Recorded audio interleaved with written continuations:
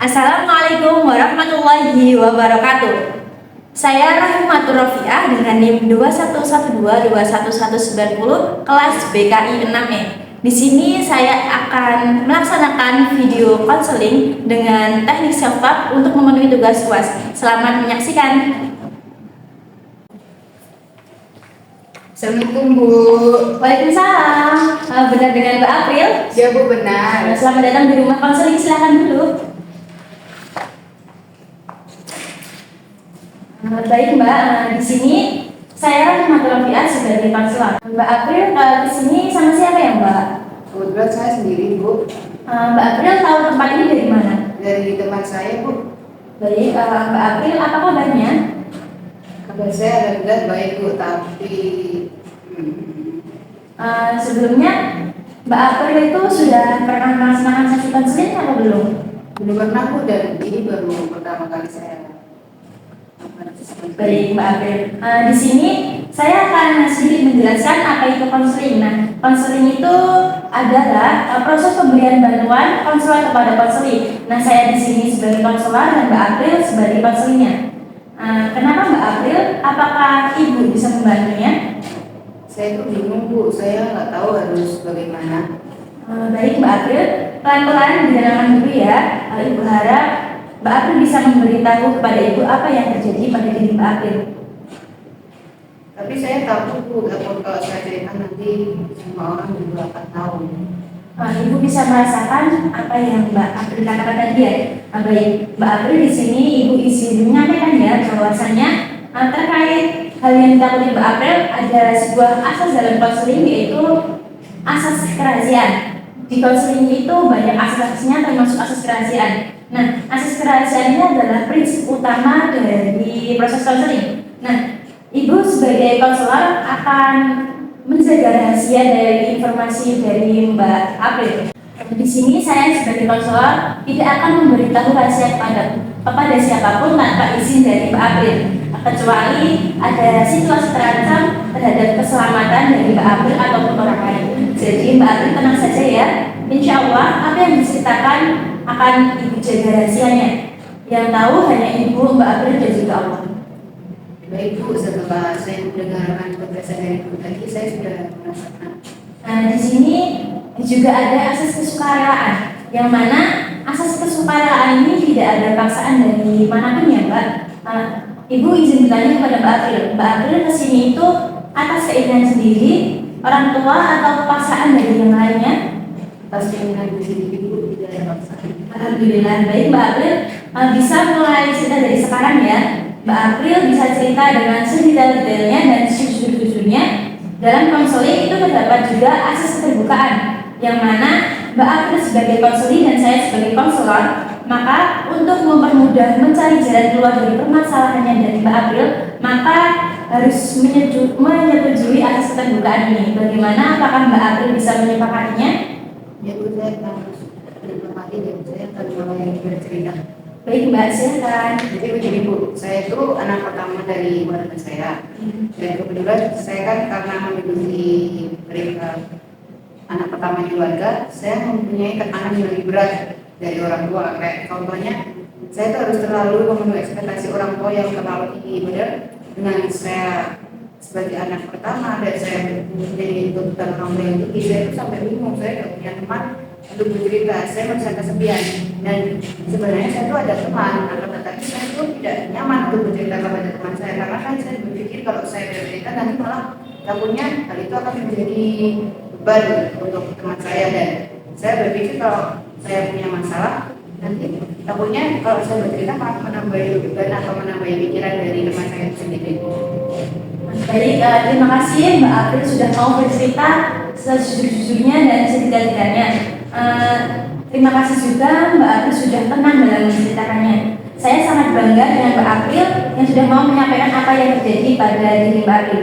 Ibu simpulkan ya Mbak April itu anak pertama dari keluarganya, sehingga harus menjadi contoh dalam keluarga dan harus memenuhi ekspektasi orang tua yang terlalu tinggi. Dengan seperti itu, Mbak April tidak mau bercerita kepada siapapun. Ketika bercerita, takutnya malah menjadi beban untuk orang lain. Apakah tidak seperti itu, Mbak? Ya Bu, kalau itu seperti itu. dulu ya dengan masalah Mbak April yang seperti itu. Apa yang terjadi dalam diri Mbak April? Maksudnya perubahan seperti apa yang Mbak rasakan? Saya menjadi pribadi ibu yang kemudian terlalu sensitif dalam suatu hal. Jadi kayak rasanya itu mudah tersinggung. Ya, ya, ya. Baik Mbak April, Ibu sudah semakin paham apa yang menjadi permasalahan pada diri Mbak. Ibu ada sebuah teknik yang mana bisa membantu permasalahannya dari Mbak April, yaitu dengan teknik self talk. Apakah Mbak pernah mengetahui ataupun mendengarnya?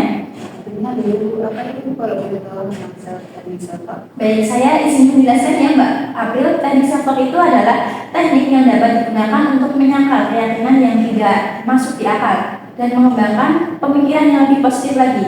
Self talk itu teknik di mana kita berbicara dengan diri sendiri, baik secara verbal maupun non-verbal. Ketika menghadapi situasi yang seperti ini pada masalahnya Mbak April, maka akan terjadi pemikiran negatif yang mempengaruhi perasaan kita. Dengan self talk bisa menggantikan pikiran negatif tersebut dengan pikiran yang lebih positif dan konstruktif. Apakah dengan teknik ini Mbak April sudah menyepakati untuk menggunakan teknik self talk? Ya Bu, saya sepakat dan menurut saya ini sangat menarik.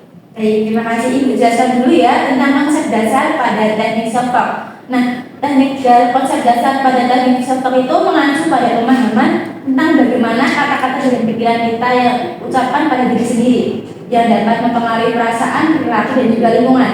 Self talk itu memainkan peran penting dalam membentuk perasaannya kita. Pikiran-pikiran yang positif itu cenderung menghasilkan pemikiran yang sehat juga. Sedangkan pemikiran yang negatif cenderung menghasilkan perasaan yang negatif dan perilaku yang tidak sehat. Apakah Mbak April mengerti sampai sini? Ibu saya dengar sudah mengerti dan paham tentang apa itu konsep dasar dari teknik self talk. Baik Mbak April, mari kita coba. Pertama, Ibu ingin Mbak April latihan pernapasan terlebih dahulu, lalu mengidentifikasi pikiran negatif yang muncul saat ini. Silakan Mbak April duduk dengan tenang-tenangnya, lalu mengambil nafas 3 kali.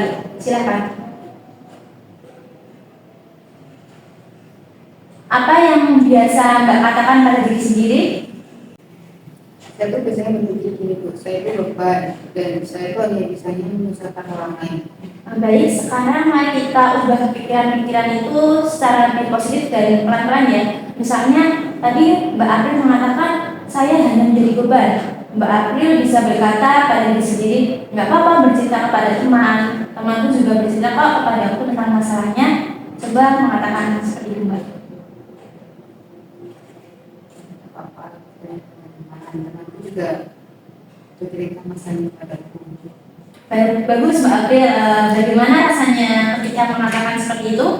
Saya merasa sedikit dirugikan dan lega. Luar biasa.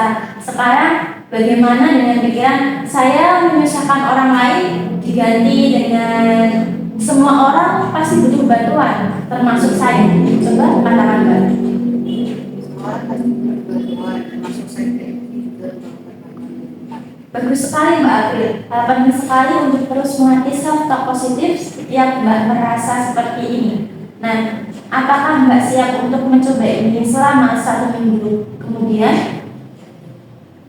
Baik Bu, insya Allah saya akan siap dulu mencobanya. Nah, di sini saya meminta kepada Mbak April untuk mengisi kertas kosong pada sesi ini ya Mbak. Nah, ini bertujuan untuk menuliskan perasaan dari Mbak April. Nah, jika Mbak April perasaannya positif bisa dituliskan dengan bolpen warna biru. Nah, jika perasaannya negatif dituliskan dengan bolpen warna merah. Lalu untuk sesi selanjutnya Mbak April bisa mengumpulkan ini dan bisa mengevaluasi ke depannya seperti apa. Baik, insya Allah saya akan siap dan juga melakukannya. Baik, saya senang mendengarnya. Ingatlah Mbak April bahwa perubahan membutuhkan waktu dan latihan. Jadi bersabarlah dengan diri sendiri. Saya yakin Mbak April akan melihat perbedaan yang signifikan. Apakah ada hal lain yang mau disampaikan pada hari ini? Sebenarnya tidak Bu, saya rasa untuk kali ini sudah cukup. Sebelum sesi konseling ini ditutup, apa yang Mbak rasakan setelah sesi konseling? Saya juga tidak takut dan saya jadi tidak takut untuk bercerita kepada teman saya. Baik, Mbak April, saya sedikit menyimpulkan dari permasalahan yang awal tadi ya, Mbak. Mbak April ini adalah seorang anak pertama di keluarganya yang harus memberikan contoh kepada adik-adiknya sehingga menjadi dirinya beban untuk orang lain karena ekspektasi orang tua yang terlalu tinggi, makanya Mbak April selalu memendam perasaannya sendiri. Nah, tadi Mbak April sudah menceritakan sedetailnya tentang permasalahannya. Tadi kita sudah menyepakati dengan teknik self-talk yang mana tujuan dari teknik self-talk itu mengubah pikiran negatif dari Mbak April tadi, mengubahnya menjadi lebih positif. Lalu ada tugas yang saya sampaikan kepada Mbak April tadi, silakan diisi pada seminggu kemudian untuk melaksanakan sesi berikutnya. Jika perasaannya Mbak April itu negatif, ditulis dengan bolpen merah. Jika perasaannya positif, ditulis dengan bolpen biru. Seperti itu ya Mbak, apakah ada yang ditanyakan? Tidak Bu, sudah tidak ada yang ditanyakan dan saya izin kami terlebih dahulu Bu. Sebelumnya terima kasih ya Bu sudah dibantu. Baik, sama-sama Mbak April. Semoga sehat selalu. Nanti saya tunggu untuk sesi berikutnya ya. Saya akan ke depan. Hati-hati di jalan Mbak. Assalamualaikum Bu. Waalaikumsalam.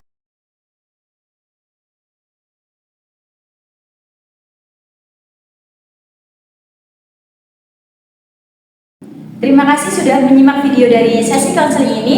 Jika ada kurang lebihnya, saya mohon maaf yang sebesar-besarnya. Wassalamualaikum warahmatullahi wabarakatuh.